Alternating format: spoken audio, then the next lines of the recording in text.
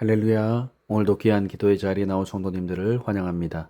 2026년 2월 13일 금요일 새벽 기도회를 시작합니다.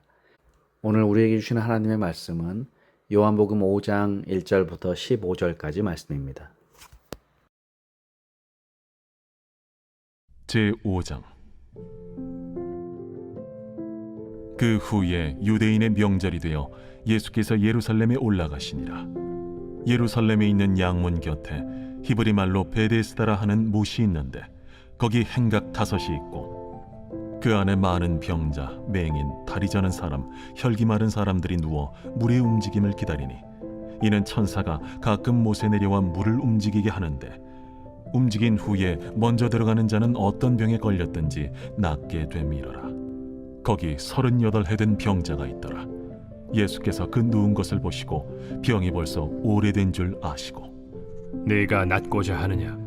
주여, 물이 움직일 때에 나를 못에 넣어주는 사람이 없어 내가 가는 동안에 다른 사람이 먼저 내려가나이다.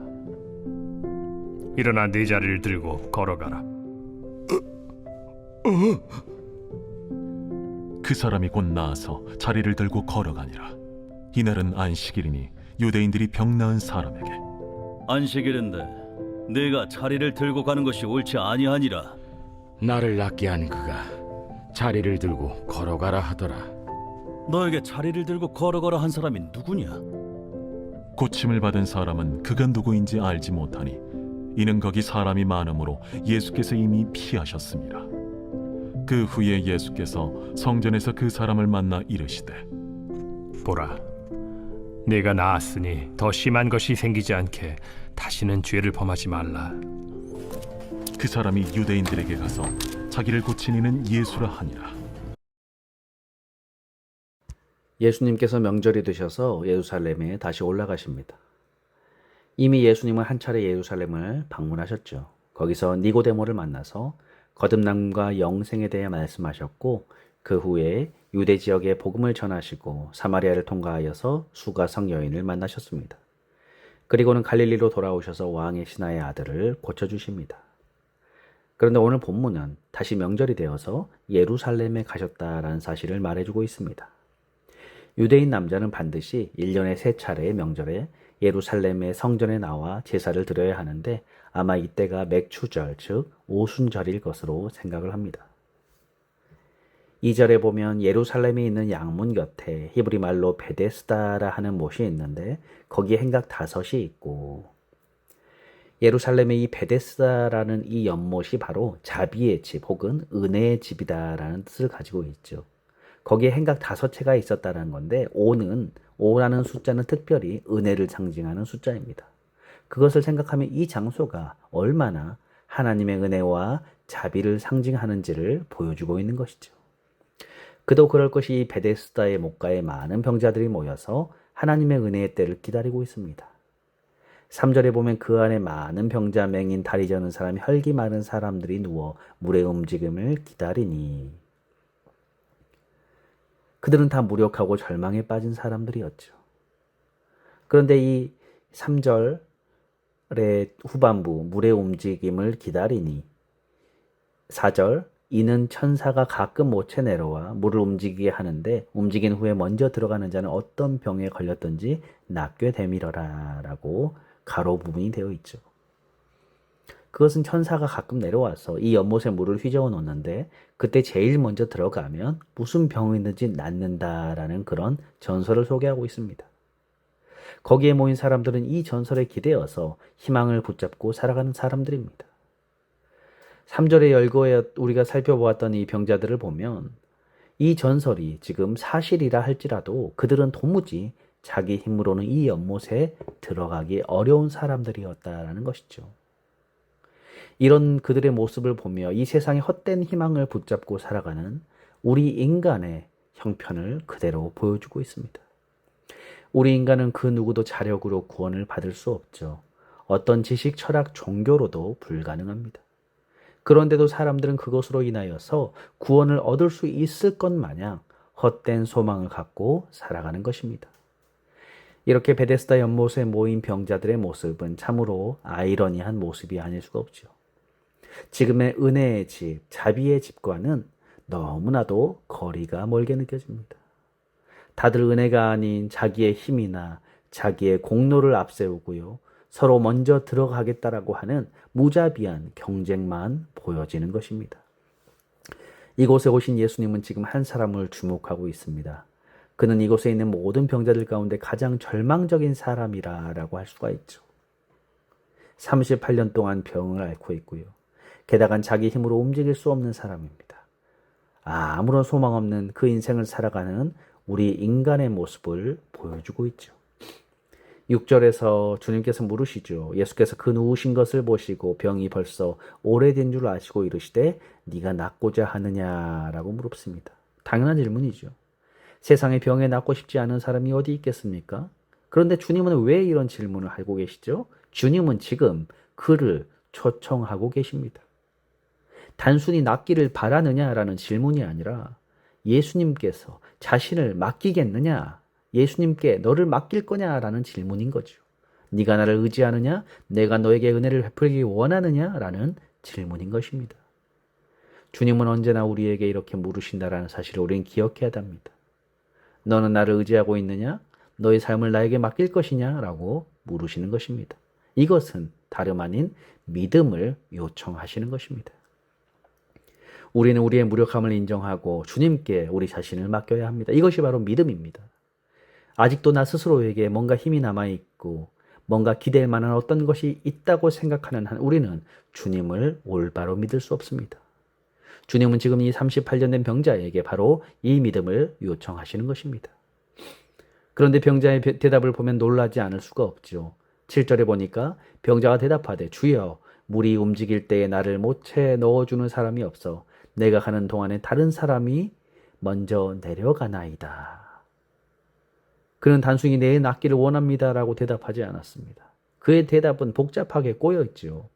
본인이 낫기를 바라기는 하지만 나를 물에 넣어주는 사람이 없습니다. 다시 말해 누군가 물에 넣어주기만 하면 나는 나을 텐데 아무도 그렇게 하지 않는다라면서 원망과 비난 섞인 대답을 하고 있습니다. 여러분, 이것이 바로 인간의 어리석은 모습이지 않겠습니까? 이 와중에서도요, 자존심을 버리지 못하는 거예요. 물론 그가 예수님이 그리스도인지 알지 못했겠죠. 그렇지만 그는 내가 낫고 싶습니다. 제발 나를 도와주세요라고 말하면 될 것입니다. 그런데도 그는 끝까지 자존심을 내세웁니다. 한탄을 늘어놓습니다. 그리고 오늘날 수많은 사람들이 바로 이 병자와 같이 복음 앞에서 반응을 합니다. 내가 완전히 무력한 존재이구나. 나는 주님이 아니면 나는 완전 구제불능 같은 사람이구나를 인정하려고 하지 않습니다. 내가 조금만 노력하면 어떤 기회나 도움만 있으면 자기가 할 수 있다라고 생각을 합니다. 그냥 주님께 나와서 저는 아무것도 할 수 없습니다. 저를 도와주십시오라고 말하지 않는 것입니다. 그런데 정말 놀라운 것은 예수님의 그 다음 행동이었습니다. 8절에 보니까 예수께서 이르시되 일어나 내 자리를 들고 걸어가라 하시니 주님은 이 사람의 잘못된 반응에도 불구하고 그를 고쳐주십니다. 오늘 우리도 마찬가지죠. 아무도 주님을 올바로 알고 나서 믿은 사람이 없습니다. 그랬다면 세상 그 누구도 구원에 이르지 못할 것입니다. 만일 주님께서 죄인의 마음속에 주님에 대한 올바른 지식과 합당한 반응을 할 때까지 기다리신다면 구원 얻을 자가 누가 있겠습니까? 그래서 이 사람은 주님의 전적인 은혜로 고침을 받게 됩니다. 그런데 문제가 발생하죠. 9절입니다. 그 사람이 곧 나아서 자리를 들고 걸어가니라. 이날은 안식일이니라. 그가 고침을 받고 자신의 자리를 들고 걸어가자 유대인들이 시비를 겁니다. 안식일에 짐을 들고 옮기는 것이 옳지 않다라는 것입니다. 여기서 유대인들은 예루살렘의 종교인들을 말합니다. 지금 그들은 은혜의 자리에서 율법을 주정하고 있습니다. 베데스라고 하는 이 자비의 집에서 전혀 자비롭지 않게 행동하고 있습니다. 뿐만 아니라 그들의 비난은 병 고침을 받은 자에게서 그치지 않습니다. 그들은 누가 병을 고쳐주었느냐라며 신문하듯이 묻고 있습니다. 안식일에 누가 병 고치는 일을 했느냐 따지는 것이죠. 그들은 도무지 은혜도 율법의 참뜻도 모르는 사람들이죠. 하나님이 모세에게 율법을 주었을 때 백성들을 귀찮게 하고 못 살게 하려는 것이 아니죠. 생명을 살리기 원하시는 하나님의 뜻, 하나님의 은혜를 알려주시고자 율법을 주신 것이었습니다. 그런데도 그들은 율법을 사람들을 올가매고 괴롭게 하는 계율로 바꾸어 버립니다. 그러므로 구약의 모든 율법과 계명은 전부 은혜를 전제로 한다라는 사실을 우리는 잊어서는 안 됩니다. 모든 계명을 통해서 우리는 하나님의 은혜를 알고 바라보아야 하는 것이죠. 그러므로 오늘 예수님이 병 고침 받은 자를 다시 만나 하신 말씀을 기억하시길 바랍니다.